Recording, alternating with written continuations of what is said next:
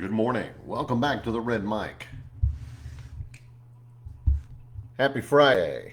Good morning. Welcome back to the Red Mic and happy Friday.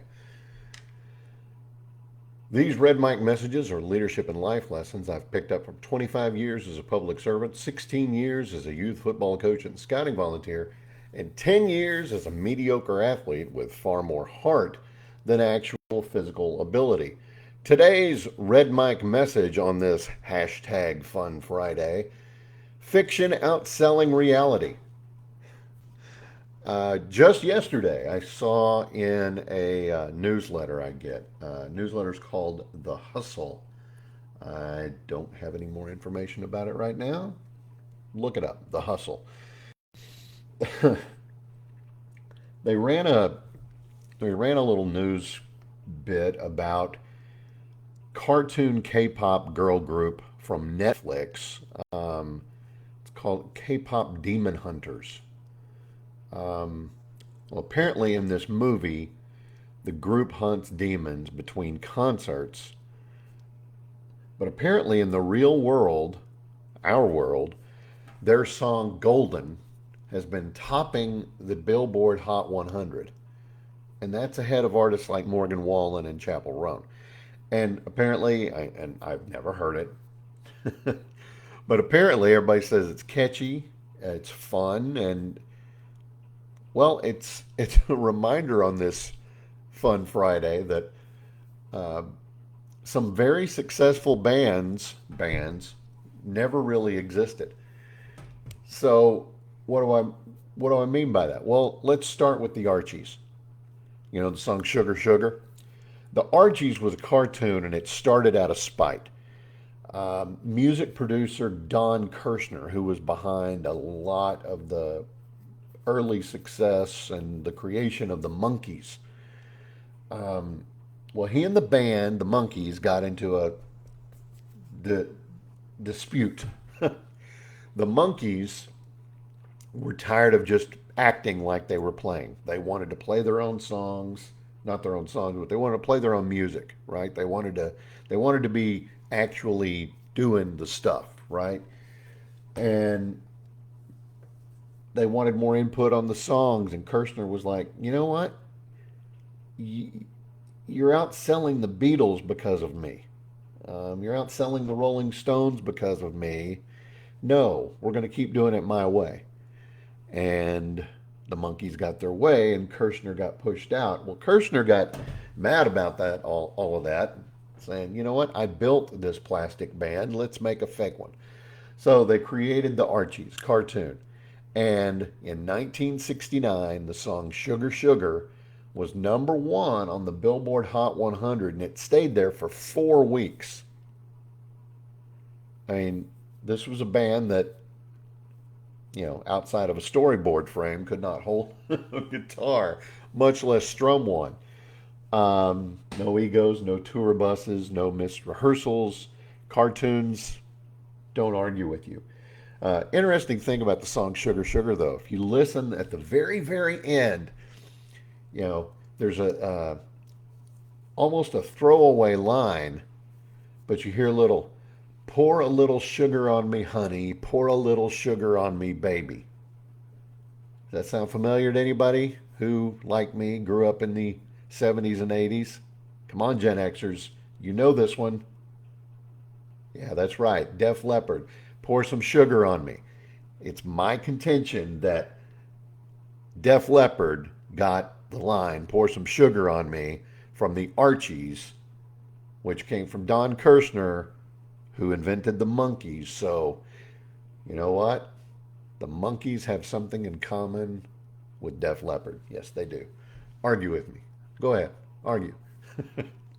Now, speaking of the Monkees, the Prefab Four, created in 1966 for their TV show. Um, they were miming what they were doing based on what the studio musicians did. But they fought for and they won control of their music. And again, they outsold the Beatles and the Rolling Stones combined in 1967. America's favorite rock band in 1967 was a bunch of actors that they threw together. Josie and the Pussycats, they came about because of the Archies. Alvin and the Chipmunks. Come on, who doesn't love Alvin and the Chipmunks? But, Simon Alvin Theodore, not real. And they've gone platinum, by the way. And, you know, another group, another fake group, Gorillaz. It was a virtual band created by Damon Albarn and Jamie Hewlett. 4 Grammys, 6 number 1 singles on the alternative chart, millions of albums, and they're not getting older. I mean, Gorillaz, fake, virtual. Now here's the one that's fun: Milli Vanilli.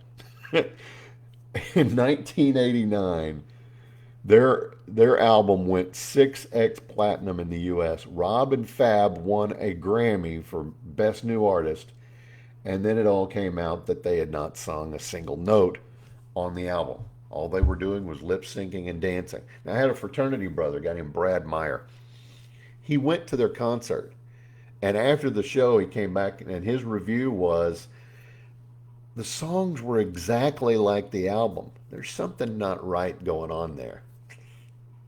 Girl, you know that's true.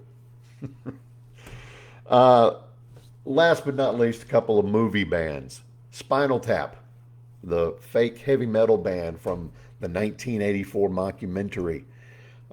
They turned it up to 11. Not real though, but and this is the actual title, but their song Bitch School hit number 35 in 1992. And the Wonders, That Thing You Do. They wanted something peppy, something snappy, right? Well, Tom Hanks, Mr. White, was their manager, and this fictional one-hit wonder band, the title track hit number 41, almost hit the top 40 on the Hot 100 in real life, but it is relentlessly catchy, and it's a pretty decent movie. If you haven't seen it, check it out. So that's what I got on today's Fun Friday. Fake bands, real hits. And, sometimes the best bands never break up because they were never really together. When you build the right image, the right story, the right hook, sometimes it doesn't really matter if it's real, right? Real in the traditional sense. And, a lot of people say that AI might go that way. I look at AI and you can tell it's fake. At least in the case of these songs, they still have at least some soul behind them. So I could be wrong. Who knows? In a couple of years, everything could be AI. Who knows? I like to think that that touch of human soul, that touch of human spirit,